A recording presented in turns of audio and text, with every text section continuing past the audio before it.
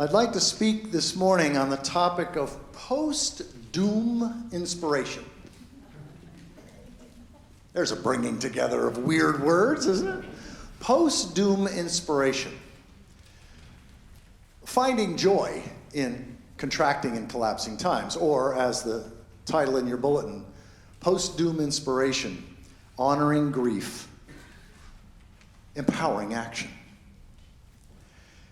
And I want to speak in sort of three, every sermon's supposed to have 3 points or 3 themes, right? So first I want to talk about getting to doom.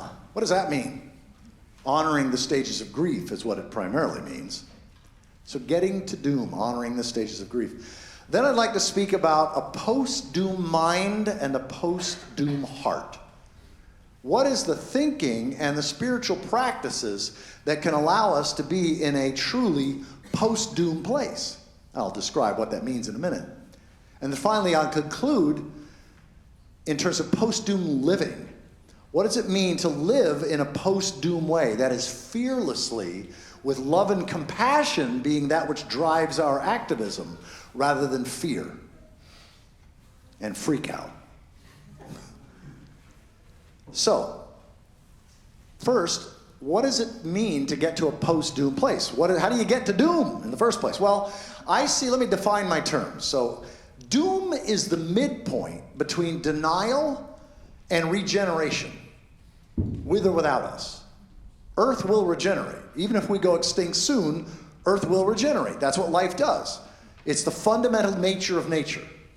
When I speak in Christian churches, I say doom is the midpoint between denial and resurrection, because that's what resurrection means mythically. It means regeneration. It's compost. It's not just about one God-man 2,000 years ago. It's about the nature of reality, that out of death comes new life. Out of breakdown and chaos, bring forth new possibilities. Now, we recognize that nothing lasts forever. In fact, let me finish defining my term. So doom is the midpoint between denial and regeneration. The reason that we avoid even feeling doom or even thinking about it is because we think it's the end point.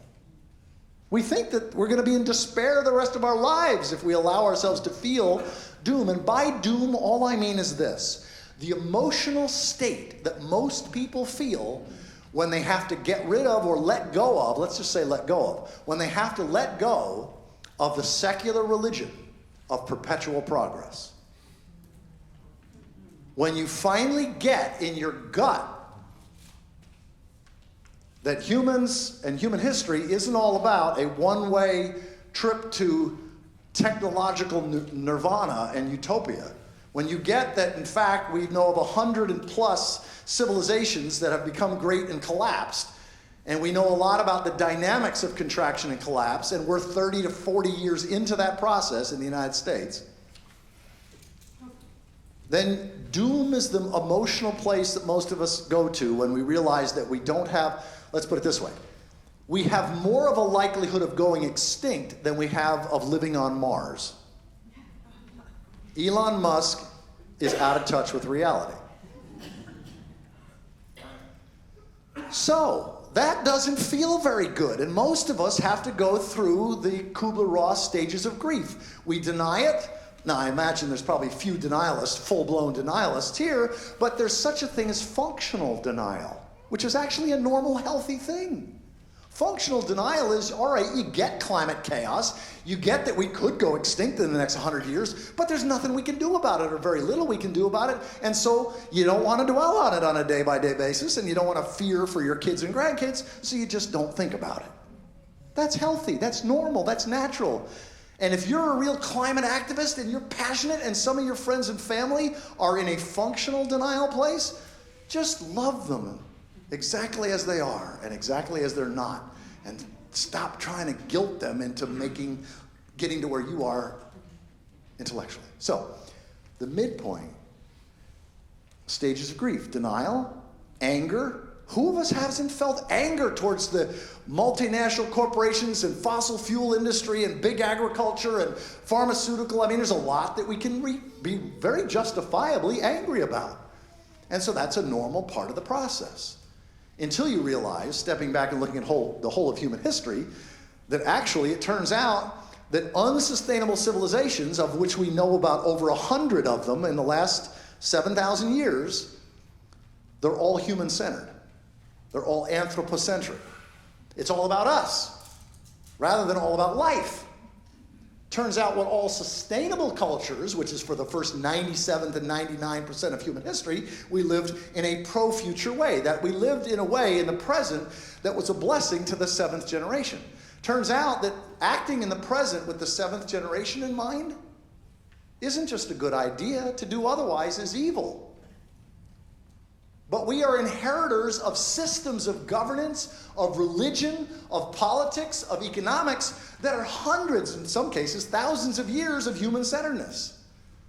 So religion has not been able to do the only thing that religion can do in sustainable, healthy cultures, which is ensure accountability to the future.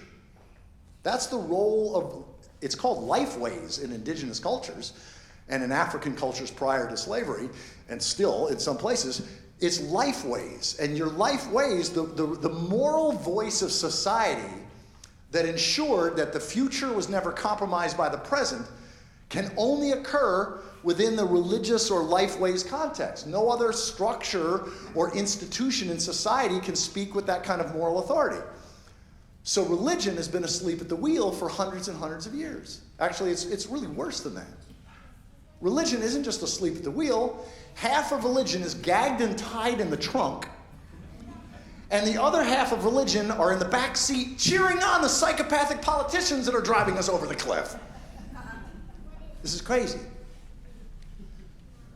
So when you awaken to the fact that perpetual progress isn't what the future entails, it feels like ugh, doom, despair, gloom, right?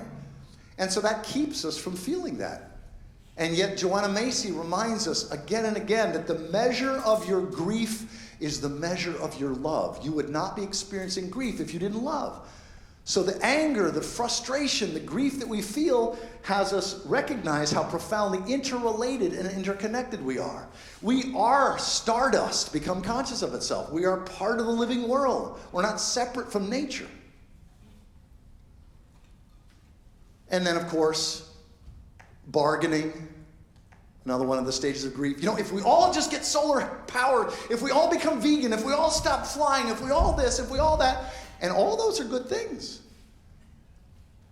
But none of them are going to allow wasteful, human-centered industrialism to continue. Homo colossus will go extinct. It's inevitable. It's necessary. That doesn't necessarily mean Homo sapiens, but it does mean Homo colossus, where each industrial human lives in a way that uses 20 to 50 times the resources and exudes 20 to 50 times the waste. That has no future. So renewables, the only possible future is renewable energy, but it can't allow this kind of wasteful industrialism to continue. So that's the bargaining. And then, of course, there's the depression, which many of us who have been paying attention to climate and other large-scale issues deal with. And then finally, the acceptance of accepting that perpetual progress is a myth. It's not the future. And our kids are going to have it more and more challenging. We're living in a classic pattern of an unsustainable civilization, which it typically takes twice as long to become great as it does to collapse. Typically takes 1 or 2 centuries to collapse and 2 to 4 centuries to become great. That's the normal pattern. And we know a lot about the decline. And it turns out that in expanding economies, and expanding where there's carrying capacity, that's the ecological term, carrying capacity surplus. There's more than enough energy, more than enough material resources, more than enough land. And times are good. And if you're born and you die in those kind of expanding times, progress isn't a belief, it's a fact. Things got better, things got easier, things got wealthier.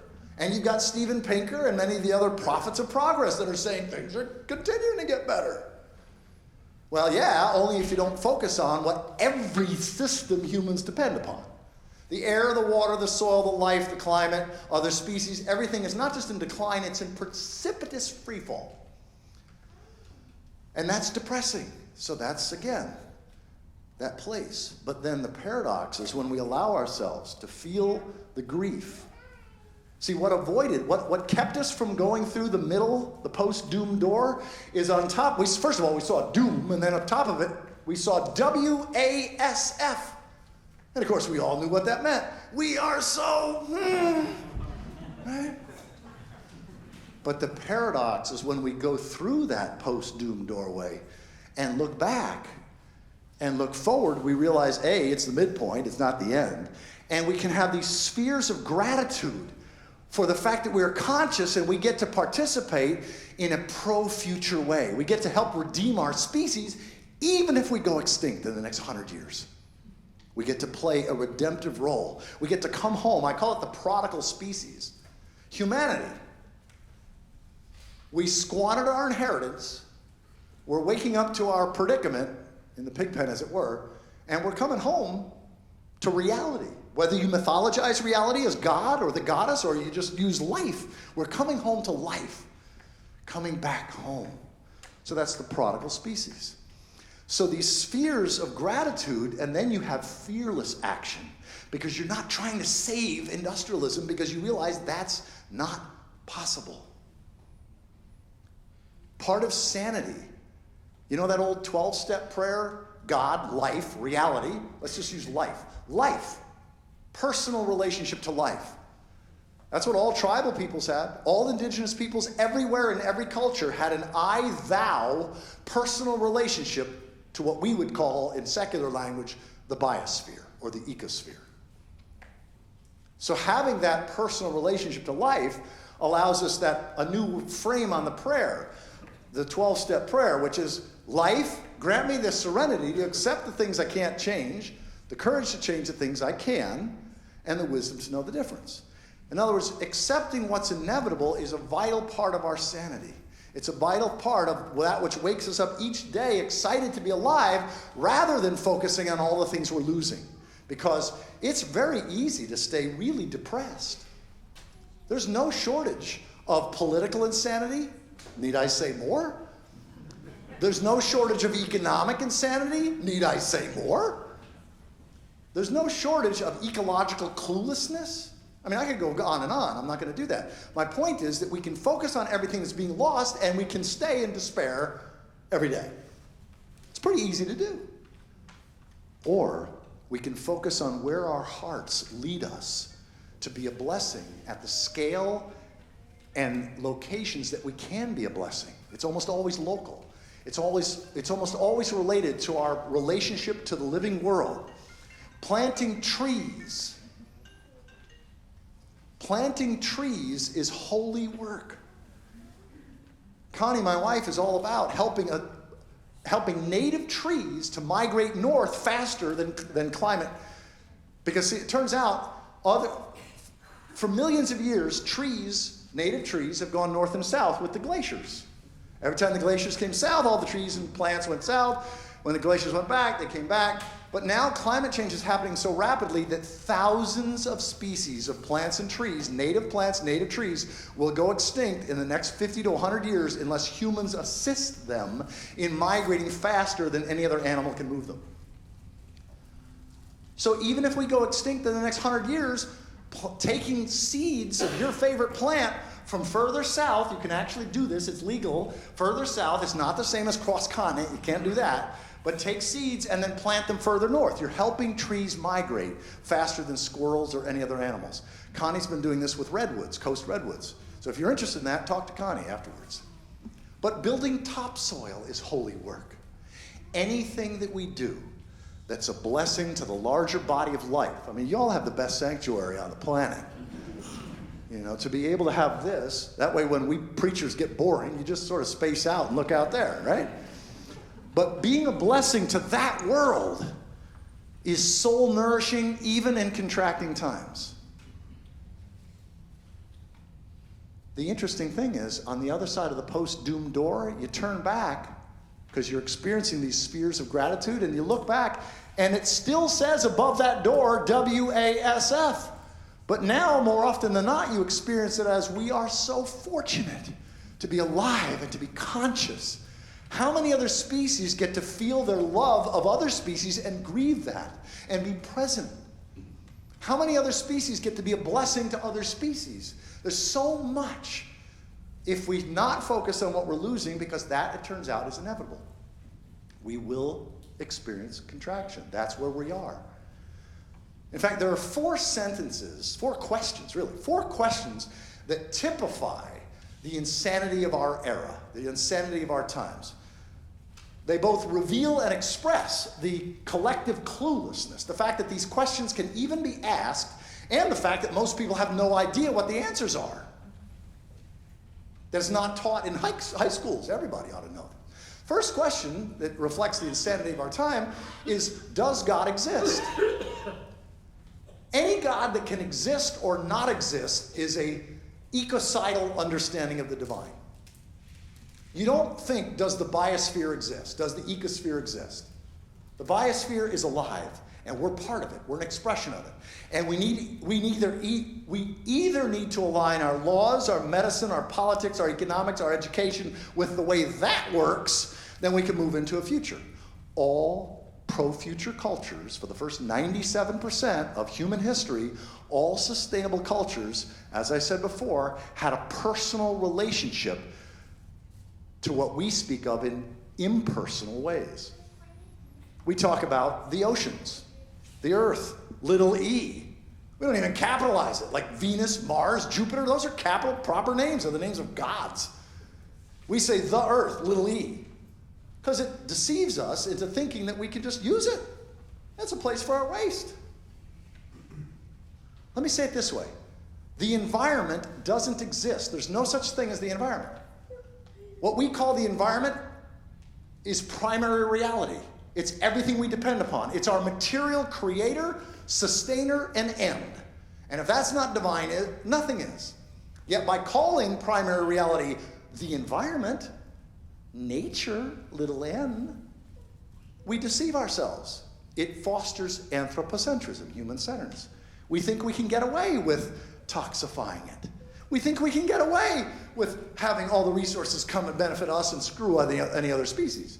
We are self-deceived in that. So, does God exist? Crazy question. I consider the theist-atheist debate to be one of the great collective insanities of our era. You've got millions of people debating whether or not God is real or whether or not God exists, when the one real God, namely reality, personified or not, we've been living out of right relationship to, and we are now about to experience consequences of biblical proportion. And people are debating whether or not God exists or whether or not God is real. Any God, any notion of the divine that doesn't include what all the other species are telling us and what the climate is telling us as divine revelation, as authoritative, is a trivial, impotent, and ultimately ecocidal notion of the divine. So that's the first insane question. Does God exist? The second question is civilization going to collapse? There has never, we know of 115 to 120 civilizations that have become great and collapsed. Not one of them was able to sustain, because anything that's unsustainable at some point won't be sustained. It means it's going to end. And we know a lot about what's the difference between pro-future cultures that are sustainable, the first 97% of human history, and anti-future cultures, cultures that are unsustainable. And it's all about, or mostly what it's about, is our relationship to primary reality. If we treat primary reality as primary, we can survive. If we measure progress and success by how well the soil is doing decade by decade, how well are the forests doing decade by decade, how well are the oceans doing decade by decade, what's the carbon in the atmosphere decade by decade, how are other species doing decade by decade, we can thrive into the future, and our children can thrive. If we measure progress and well-being in how is my corporation doing, how am I doing, we're insane. Think Russian nesting dolls. That's the nature of reality. We're made up of smaller creative realities, like our microbiome that we can't exist without. We are dependent upon larger creative realities, namely our food and the trees and the plankton that supply oxygen. So to exploit the rest of the body of life for our benefit is ultimate insanity. And yet that's what happens when religion is asleep at the wheel, or worse. That's when religion is not playing the role of ensuring accountability to the future. In fact, if you only remember one thing from this sermon, I would encourage you to remember this.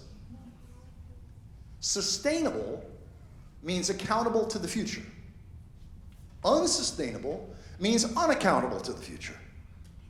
And everything else is a footnote or a distraction. And only religion can play that moral voice. So being in a post-doom mind is to recognize that we are part of the universe, we're an expression of the universe, that the universe nature that we're actually dependent upon is a greater thou, not a lesser it. It's also to recognize that death is not a bug, it's a feature. Death is integral to the universe. It's sacred. If there's anything holy, death is holy. Impermanence and death are necessary. For years, Connie and I did programs on a sacred science evidential approach to mortality and death, to impermanence and death. And so the only cultures that were able to sustain for thousands of years were those that had a sense of identity, that they knew that they were part of reality, but they also had an identity with time. They had a personal relationship to the past, to the ancestors. In tribal cultures, indigenous cultures, first cultures, when you died, you didn't just end, you became an ancestor. And you honored those ancestors. And you knew that when you die, you would be honored. In the memory, in the stories. Because in sustainable cultures, they pass that information on how to live sustainably by having a personal relationship to the past. And they have a personal relationship to the future by imagining the seventh generation. How would they judge what we're doing today? There's that continuity with time and continuity with space that unsustainable cultures tend to lack because they tend to be anthropocentric. So, does God exist? Crazy. Our civilization going to collapse? Of course. Are we going to go extinct? Of course we're going to go extinct. Now, it may not be for 5 million years until an asteroid or a supervolcano takes us out. No mammal our size lasts more than 5 million years. In fact, most of them last 2 or 3 million years. But we could go extinct in the next 100 years. If the Arctic wigs out and the blue ocean event where all this heat that was being reflected actually gets in, and then the shallow seas there, the methane, I mean, things could wig out really bad, that in the next 20 years we see major famine all over the world, because all it takes is 3 of the 5 growing regions in the world to fail in the same year, and you got 1 billion or more people dying of starvation. Russia, Australia, Europe, Canada, and the United States, and somewhat China too, these are the major growing places. All it takes is 3 to fail in the same year, and because the jet stream's doing this, that's not outside the realm of possibility. So are we going to go extinct? Of course we're going to go extinct. And it could be within the next 50 years, or it could be in the next 5 million years, but it's probably going to be in that range. And if you compress the whole history of the universe, like if you make 14 billion years equal 100 years, just to make it easier to get our heads around, at that time scale, Homo sapiens, where we speak symbolic language, well, Homo habilis, walking upright using stone tools, is the last week on a 100-year time frame. You know, if the beginning of the universe is 1 second after 1 second after midnight of the year 0, January 1st, and right now is December 31st of the 99th year at midnight, just about to go into the 100th year, at that time scale, the last week is Homo habilis. Homo erectus, we domesticated fire on December 29th. We've been speaking in symbolic words December 31st. And for most of the last day, from 11 p.m. on December 30th until about 11:30 p.m. on the 31st, we live more or less sustainably. We live pro-future. And so recognizing that is to recognize that even if we go extinct in 5 million years, that's a half a week on a cosmic century timeline. One of the things that gives me hope is that worst case scenario, let's say we have World War III, it goes nuclear, all the nuclear bombs go off and everything else. One of the things that gives me hope is that even if that's the case, Earth will fully recover by early February on a 100-year timeline. Early February of the 100th year. That's 12 to 15 million years from now. Earth will continue to spin The moon will continue to do it. The earth will go around the Milky Way. All this is, species will come, species will go. See, it's not all about us. That's the interesting thing. On a 100-year timeline, when we've only been around the last day, clearly it's not all meant for us. And again, this helps us. This depressing stuff can help us shift out of human-centeredness and come home to life-centeredness, ecocentrism. So, does God exist? Crazy. Is civilization going to collapse? Of course. Are we going to go extinct? Of course. And that may be soon, maybe far, but it's going to happen. And just like your life will improve to the degree that you don't fight your mortality and just accept that, of course you're going to die. 10 years ago, I went through a very serious bout of cancer right here. I was on Whidbey Island. I was at the Seattle Cancer Care Alliance, and I had a tumor the size of my fist in my spleen. And we were looking at the possibility I could die in the next 8 months until the chemo worked. And I haven't lost that not taking my life for granted, but except now I also don't take my species for granted. Of course we're going to die. And the final question is it too late? Is there any hope? Well, of course it's too late for some things, but it's not too late for all the things that matter. See, that's the thing. People start thinking about, like, is it too late? Is it too late to save industrialism? Of course. Is it too late to have meaningful work, to have the most important life-giving relationships of your life? No, not at all. In fact, in hard times, in contracting times, turns out that in previous civilizations, we see this over and over again, including the Great Depression.